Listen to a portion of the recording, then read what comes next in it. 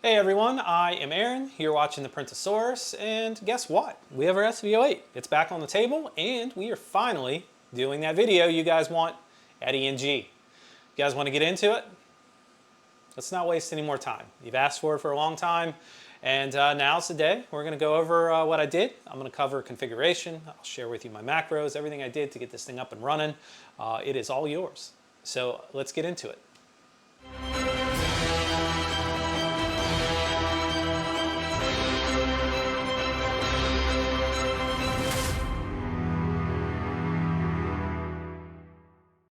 So before we move on to the configuration, let's talk about real quick what exactly the Eddy NG is and why you would want to use it. So if you followed along with my SV08 video and our upgrade to the Eddy USB, you saw that it was leaps and bounds better than the standard probe. The Eddy probe is a great upgrade. It really is. It's an accurate probe, it works well, but there are still some drawbacks there. And that's where Eddy NG aims to bridge the gap. So what I'm referring to is temperature compensation.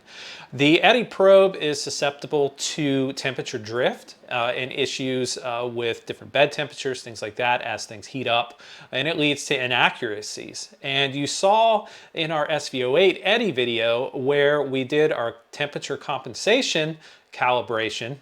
Wow, say that really fast. Temperature compensation calibration. Temperature comp. All right. Anyways, when we did that step, we relied on a piece of paper. And there's variables that you introduce there. You may not have the offset correct. When it touches a piece of paper and you're moving it around to make sure you have just enough pressure, that could be slightly off as you go up in temperature to do that compensation configuration. So the Eddy NG fixes that, and it fixes that by eliminating the need to do that calibration step because it is physically touching the bed before it starts to print. So it sets the offset by touching the bed at whatever temperature the bed's heated up to, which in theory means you're going to have a very good Z offset at any temperature. All right, so now that you know a little bit more about what Eddy NG is and why you might want to use it, let's talk about some system prep stuff that you should do as a best practice. And that is always back up your files. So rule number one, anytime we do anything with a printer, it's always good to back up your files so we can revert back when we make mistakes.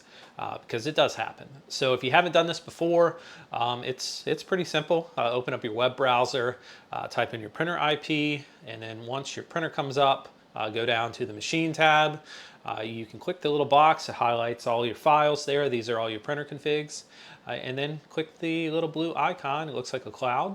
And that will save a copy in the form of a zip file. Keep that aside, and we can always revert back or reference it as needed. Once that's done, the last step really is making sure we have the right mount for your stock tool head for the Eddy NG.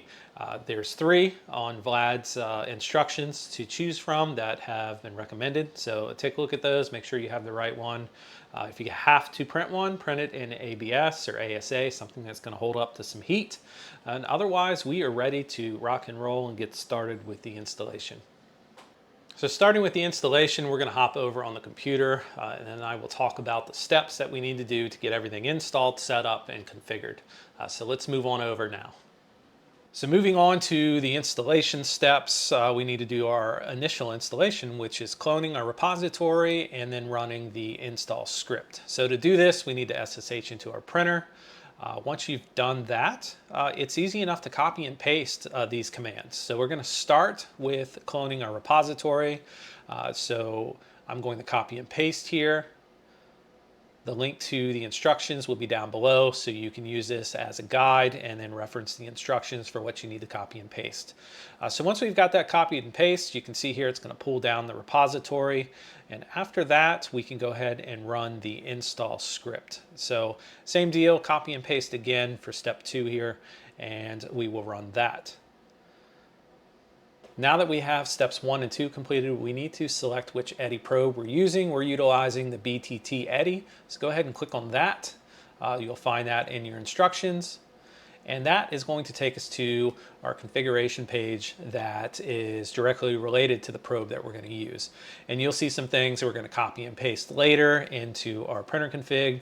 But first, we need to prepare our Eddy for our firmware. So we're going to follow the Big Tree Tech instructions to compile firmware next. Using the link in the Eddy NG instructions, we're going to move over to compiling firmware instructions. So first thing here, we don't want to run the git checkout master. Make sure you skip step 1. If you do that, it's going to pull down and overwrite what we've already pulled down for our repository. We do not want to run step 1. So we're going to start with step 2. Again, easy enough to copy and paste. So copy and paste your menu config there, and what this is going to do is it's going to allow us to make our menu config. And what we want to do here is line it up to the on-screen example in our instructions, which is step 3, and make sure that we have everything configured appropriately. So here I'm just running through, referencing that on-screen example and setting each section. And once that is complete, we are going to hit Q, and it's going to prompt you to save. And after you have that saved, the next thing to do is to type make, and what that does is it compiles your firmware that we're going to use to flash our Eddy probe. This can take a little bit of time, so be patient here. It could take 1, 2, 3, 4 minutes sometimes. So just, again, have some patience, grab a cup of coffee or something, and we will continue on once our firmware is compiled. Okay, so next step here, we need to move over and work with our Eddy probe. We need to put it in boot mode. So to do that, there's a little button on top of the Eddy probe, and what you do is you hold down that button, and then you reconnect your power. So to prep for this, disconnect your power to your Eddy USB, and then hold down the button, plug in the power. And the idea here is if we do a LS USB in our terminal, we should see our Eddy probe come up in boot mode. And there's going to be a device ID. You should see something that shows Raspberry Pi, RP2 boot. And if you see that, we've done this correctly. Take your time with this step. It took me a few tries to get it. So don't get discouraged. Don't worry about it. If you've got to disconnect the probe from your tool head to do it, that's fine as well. We're not calibrating anything at this point, so it doesn't matter if it's attached to your tool head or not. Whatever makes it easiest for you to move past this step. So once we've got that done, we are ready to go ahead and flash our toolhead with the firmware we just compiled. So you want to make sure you are CD'd into your Clipper directory, which is step 10 in our instructions. And then we are going to run step 11, which is our make flash. So you can copy and paste that command. In my case, the device ID was the same. So just pay attention to what device ID is outputted in your LS USB and make sure you copy and paste that appropriately. Once you have that, you can hit enter and it is going to flash your Eddy probe. Once completed, to verify that this step worked correctly, we can do the step 12 command here. You can copy and paste that or type it out. ls dev serial by ID star. This is going to list your devices here. You should see the Eddy probe now. You should see a tool head and your MCU. They should all be displayed there. And what we're going to do is capture our device name, the output here, and we're going to use that to paste in our printer config on this next step. Now that we've successfully flashed our Eddy probe, it's time to move back over to our web browser, pull up our printer again, and we're going to do some configuration changes in our printer config. So click on the machine tab and go down to your printer config, open that, and on the instructions, we're going to copy out some sections here. So you want to take step 3 here on the Eddy NG instructions. We're going to copy MCU Eddy, the probe Eddy NG, temperature sensor, and we're going to copy all that information over to our printer config. Easy enough to hit the little icon to copy, paste that in, and now what you want to do is go back and copy that device ID output that I talked about in the last step. And we're going to paste that in the serial section there for MCU Eddy.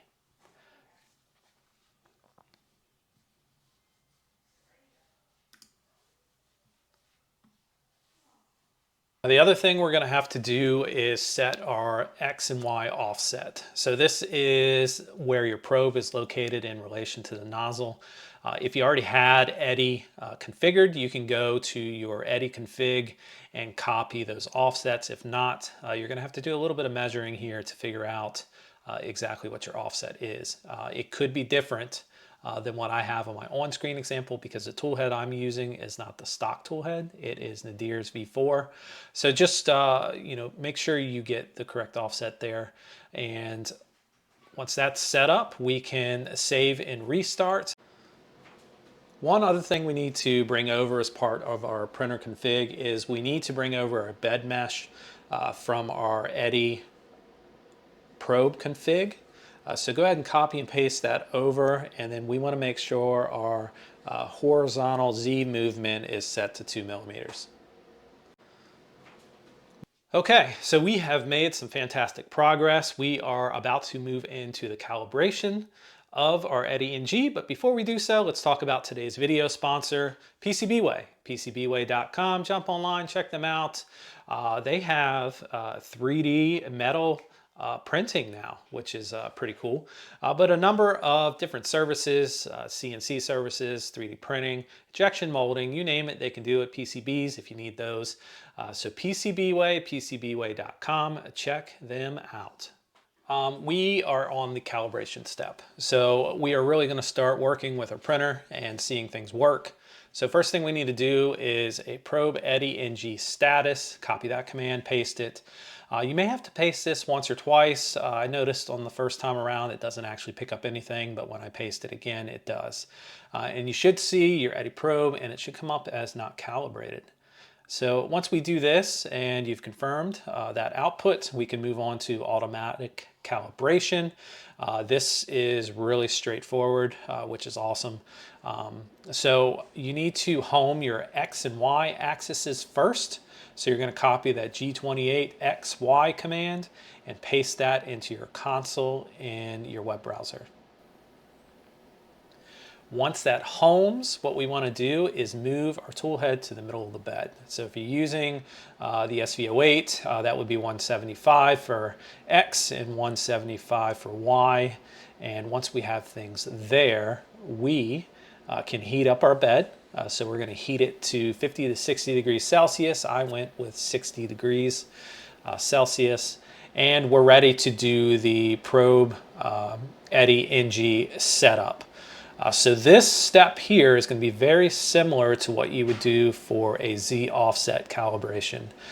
You're going to step down your tool head until it touches the bed. I used a piece of paper for this. I know I mentioned early on that we didn't have to do that anymore, but we're going to use it for this step because it doesn't have to be perfect. So I used a piece of paper and then I just step things down until you could slightly move around. There's a little bit of tension on the paper from the nozzle, and then I called it good enough. So go ahead and do that step, and then we can move on to what we need to do next here. Once we've completed that calibration, it's time to move over to our post calibration. So what you want to do is do a probe Eddy NG probe static, paste that in our console, and you should get an output that looks decent. That would be the easy answer there. So if you see an output that looks okay, we can move on to homing our Z axis. So for this step, keep your hand on the emergency stop because we don't want anything to malfunction here. So do a G28Z, and if all goes well, it should go down, touch the bed, and set a Z offset there. So if that checks out, we're going to move our tool head to 2 millimeters. And then when we run the probe Eddy NG probe static, we should get an extremely accurate output here.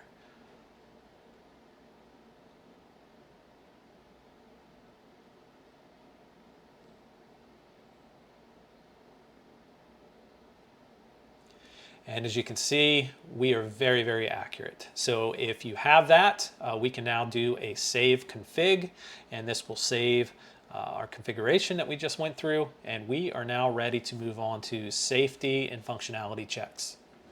Before we actually do our functionality checks, take a look at the macro safety section.